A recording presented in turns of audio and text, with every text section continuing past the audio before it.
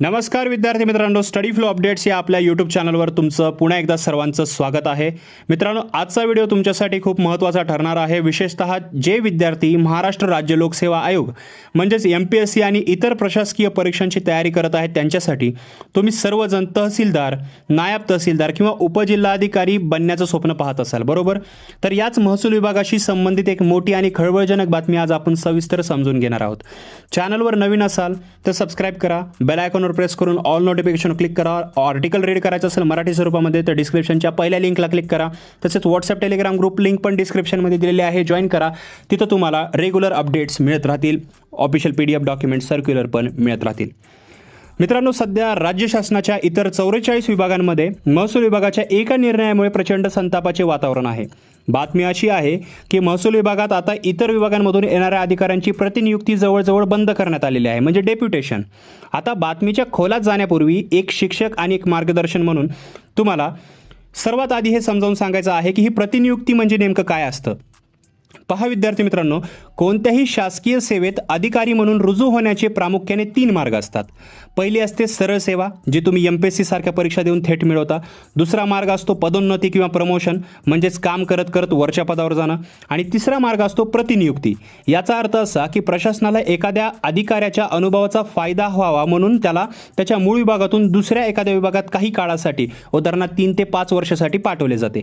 याला शासनाचे स्वतःचे असे एक धोरण असते. पण आता झालंय काय की महसूल विभागाने सेवा प्रवेशाचे नवीन नियम तयार करताना इतर सर्व 44 विभागातील अधिकाऱ्यांसाठी आपल्या विभागात येण्याची ही प्रतिनियुक्तीद्वारे जे आहेत ते एक प्रकारे बंद केलेले आहेत. या निर्णयामुळे इतर विभागातील अधिकाऱ्यांमध्ये तीव्र नाराजी आहे. काहींनी तर याला महसूल विभागाची दादागिरी असंही म्हटलं आहे. या संदर्भात मंत्रालय अधिकारी संघटनेने थेट मुख्यमंत्र्यांशी संवाद साधलेला आहे. तसेच महसूल मंत्री चंद्रकांत बावनकुळे यांच्याशी लेखी तक्रार दिलेली आहे, निवेदने दिलेले आहेत. तुम्हाला जर प्रश्न पडला असेल की महसूल विभागाने असं का केलं, तर बघा, 8 जुलै रोजीच्या झालेल्या मंत्रिमंडळाच्या बैठकीत महसूल विभागाच्या सेवा प्रवेशाचा प्रस्ताव मंजूर झाला.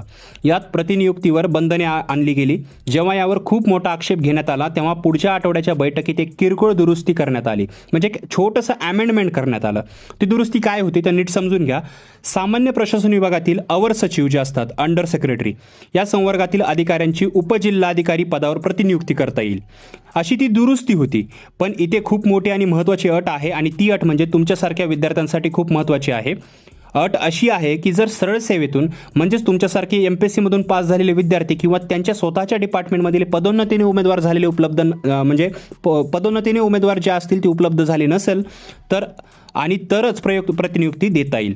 याचा सरळ अर्थ असा होतो मित्रांनो की महसूल विभागातील नायब तहसीलदार, तहसीलदार, अपर जिल्हाधिकारी, निवड श्रेणी अपर जिल्हाधिकारी यांच्यासारख्या अतिशय महत्त्वाच्या आणि मोक्याच्या पदांवर आता इतर विभागातील अधिकाऱ्यांना येण्याचा मार्ग जवळपास बंद झालेला आहे. अर्थातच प्रशासकीय कार्यक्षमता हा प्रतिनियुक्तीचा मूळ उद्देश असतो आणि सर्व राजपत्रित सेवांसाठी प्रतिनियुक्तीचे जे समान धोरण असावे अशी मागणी आता इतर संघटना करत आहेत.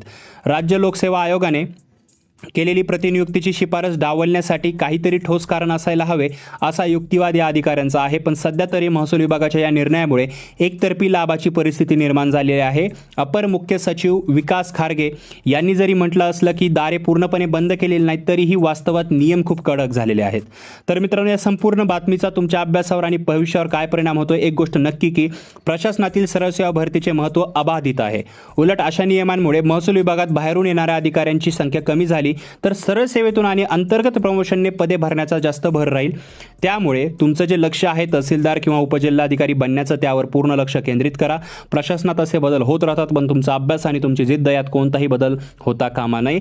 ही माहिती आणि विश्लेषण तुम्हाला कसं वाटलं हे मला खाली कॉमेंट बॉक्समध्ये नक्की सांगा. प्रशासनातील हे जे नियम बदलत आहेत त्यावर तुमचं वैयक्तिक मत काय आहे तेही लिहायला विसरू नका. जर तुम्हाला हा व्हिडिओ माहितीपूर्ण वाटला असेल आणि अशाच अचूक अपडेट्ससाठी सोप्या भाषेत समजून घ्यायचे असतील तर आपल्या स्टडी फ्लो अपडेट्स या चॅनलला नक्की सबस्क्राईब करा, व्हिडिओला लाईक करा आणि तुमच्या अभ्यासिकेतल्या मित्रांसोबत हा व्हिडिओ नक्की शेअर करा. चला तर मग भेटूया पुढच्या व्हिडिओमध्ये एका नवीन अपडेटसोबत. तोपर्यंत हा व्हिडिओ पाहिल्याबद्दल धन्यवाद.